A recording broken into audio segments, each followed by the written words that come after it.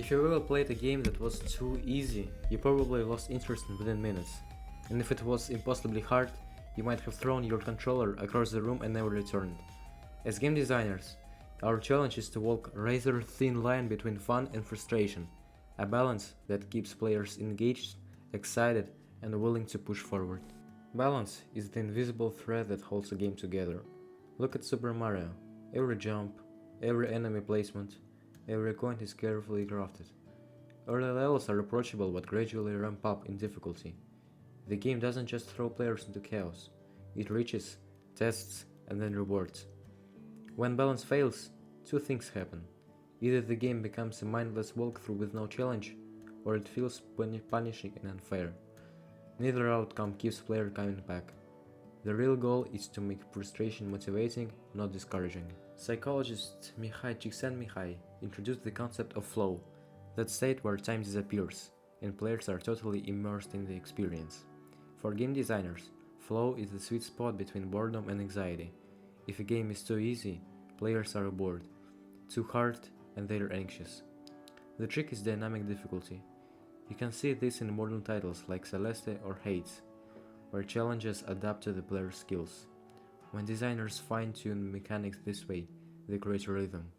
Learn, fail, retry, succeed. This rhythm is addictive, because every small win feels earned. Now let's talk about games that are brutally hard. Dark Souls, Elden Ring, Cuphead. These games don't avoid frustration, they embrace it. And yet, their communities are massive. Why? Because the rewards match the struggle.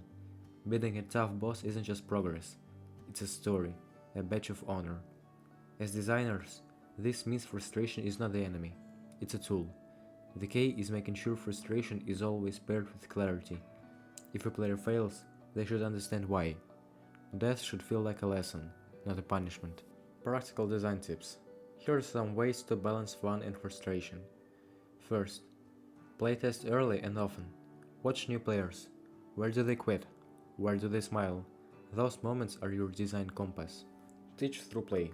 Instead of long tutorials, introduce mechanics naturally. Let players experiment and learn. Reward perseverance.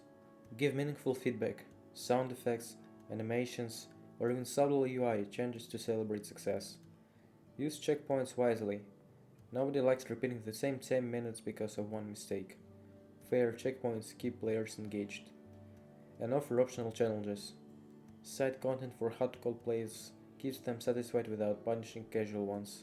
Balancing a game is like tuning an instrument. It's iterative, experimental, and requires empathy. Remember, you're not designing for yourself. You're designing for players of all kinds, from speedrunners to weekend gamers. And the truth is, balance is never done.